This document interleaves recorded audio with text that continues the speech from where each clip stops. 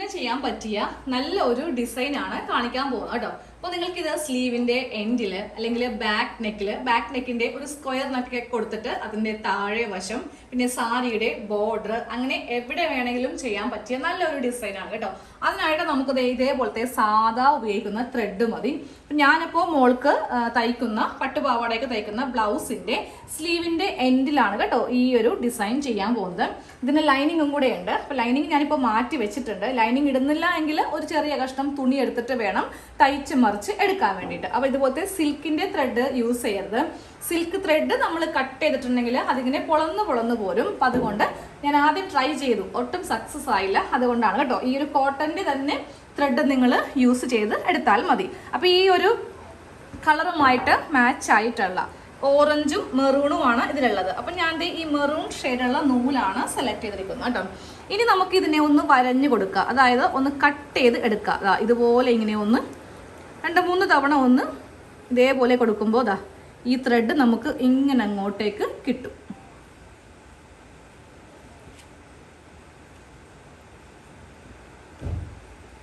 ഒരു സ്ലീവിന് ഒരു ത്രെഡ് വേണ്ടി വരും കേട്ടോ. കാരണം അടുപ്പിച്ച് കൊടുത്താലേ ഇത് കാണാൻ വേണ്ടി ഭംഗി ഉണ്ടാവുള്ളൂ. അപ്പം എൻ്റെ കയ്യിൽ ലേസ് ഇല്ല. അപ്പോൾ ലേസൊക്കെ നമ്മുടെ കയ്യിൽ ഇല്ല എന്നുണ്ടെങ്കിൽ നമുക്ക് ചെയ്യാൻ പറ്റിയ നല്ല ഒരു ഡിസൈനാണിത്. ഇതിൻ്റെ ഉള്ളിൽ നിന്ന് 1-2 ലെയേഴ്സ് മാറ്റേണ്ടി വരും. ഇത് വളരെ ചെറുതായിരിക്കും കേട്ടോ. ഇത്രയും ലെയർ ഞാനങ്ങ് എടുത്ത് മാറ്റുവാണേ. ഇനി ബാക്കിയുള്ള ലെയറാണ് നമ്മൾക്ക് വേണ്ടത്. ഇതിൽ നിന്ന് കുറച്ച് ഇതേപോലെ നമ്മൾക്കൊന്ന് സെപ്പറേറ്റ് ചെയ്യാം. ഇങ്ങനെ ഒന്ന് സെപ്പറേറ്റ് ചെയ്തിട്ട് ഇവിടെ ഇങ്ങനെ സ്ലീവിൻ്റെ താഴെ നമുക്കൊന്ന് വെച്ച് സ്റ്റിച്ച് ചെയ്ത് കൊടുക്കാനുണ്ട്. ഇത് ഞാൻ സ്ലീവിന്റെ താഴെ ഭാഗം ഇങ്ങനെ അങ്ങോട്ട് വെച്ച് കൊടുത്തേ. നല്ല കട്ടിയായിട്ട് ഇതിനെ വെച്ച് കൊടുക്കുക. ലെങ്ത് ഇവിടെ ഇങ്ങനെ കുറവും കൂടുതലുമാണ്. നമ്മൾ ലാസ്റ്റ് ഇതെല്ലാം ഒന്ന് കട്ട് ചെയ്ത് ഷേപ്പ് കൊടുക്കുന്നുണ്ട്. അപ്പോൾ കുഴപ്പമില്ല. നമ്മൾക്ക് ആദ്യമേ ഇവിടെ ഒരു സ്റ്റിച്ച് കൊടുക്കണം, എന്നിട്ട് വേണം ലൈനിങ് വെച്ചിട്ട് തയ്ക്കാനായിട്ട്. ഇതേപോലെ ഇതിന്റെ പുറത്ത് ഒരു സ്റ്റിച്ച് ഇങ്ങനെ ഒന്ന് കൊടുത്ത് നിർത്തുക കേട്ടോ. എന്നാൽ മാത്രമേ നമുക്ക് ഇതിനിങ്ങനെ ഉറപ്പിച്ച് വെക്കാൻ പറ്റത്തുള്ളൂ. ഇനി ചെയ്യേണ്ടത് ഒന്നെങ്കിൽ ഒരു ചെറിയ കഷ്ണം തുണി കൊണ്ട് ഇത് ഉള്ളിലേക്ക് തയ്ച്ച് മറിച്ചെടുക്കുക, അല്ലാന്നുണ്ടെങ്കിൽ ലൈനിങ് ആണ് എടുക്കുന്നെങ്കിൽ ലൈനിങ് വെച്ചിട്ട് മറിച്ചെടുക്കുക.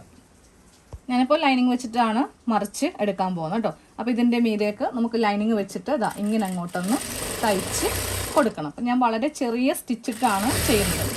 അടുപ്പിച്ച് സ്റ്റിച്ച് കൊടുത്താലേ ഈ ഒരു ത്രെഡ് ഇവിടെ നല്ല ഫിറ്റായിട്ട് ഇരിക്കത്തുള്ളൂ. ഇതേപോലെ ഇങ്ങനെ തയ്ച്ചു.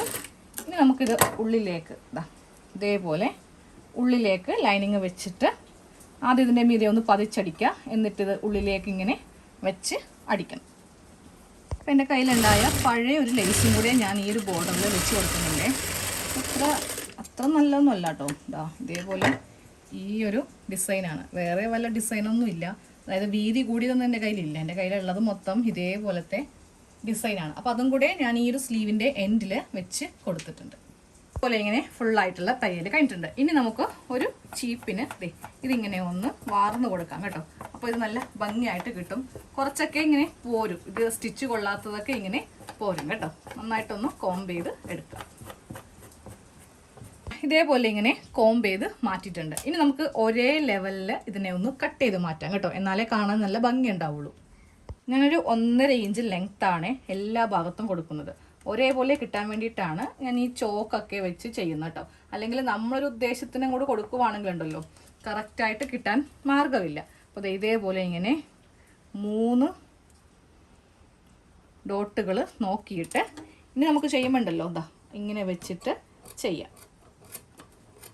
ഇതേപോലെ ഇങ്ങനെ കട്ട് ചെയ്ത് മാറ്റി നമ്മൾ ഈ ഹെയറൊക്കെ കട്ട് ചെയ്ത് കൊടുക്കത്തില്ലേ, അതേപോലെ തന്നെ കുറച്ചിങ്ങനെ നീണ്ടൊക്കെ ഒന്നും കൂടി കോംബ് ചെയ്ത് കൊടുക്കുക. എന്നിട്ട് നീണ്ടൊക്കെ നിൽക്കുന്നുണ്ടെങ്കിൽ അത് ഇതേപോലെ ഇങ്ങനെ ഒന്ന് കട്ട് ചെയ്ത് മാറ്റി എടുത്താൽ മതി. അപ്പോൾ നമ്മുടെ സ്ലീവിൻ്റെ എൻഡ് നോക്കി നല്ല രസമില്ലേ കാണാൻ വേണ്ടിയിട്ട്. നമ്മുടെ കയ്യിൽ ഇതേപോലത്തെ വീതിയുള്ള ലേസ് ഇല്ലാന്നുണ്ടെങ്കിൽ ലേസ് മേടിക്കാൻ ചെല്ലുമ്പോൾ ആയിക്കോട്ടോ അതിൻ്റെ പ്രൈസ് നല്ല പ്രൈസായിരിക്കും. ഇതേപോലെ ഹാങ്ങിങ്സ് ഒക്കെ ആയിട്ടുള്ള ലേസിന് നല്ല റേറ്റ് വരും. അപ്പോൾ നമുക്ക് സാധാ ഒരു 5 രൂപയുടെ ത്രെഡ് ഉണ്ടെങ്കിൽ ചെയ്യാവുന്നതേ ഉള്ളൂ. അപ്പോൾ ഈ ഒരു സ്ലീവ് നമ്മുടെ കയ്യിൽ വരുമ്പോൾ കണ്ടോ ഇതേപോലെ ഇരിക്കും. ഇതേപോലെ നല്ല ഭംഗിയായിട്ട് നമ്മുടെ സ്ലീവിൻ്റെ എൻഡിൽ ഇങ്ങനെ അങ്ങോട്ട് ഇരിക്കും.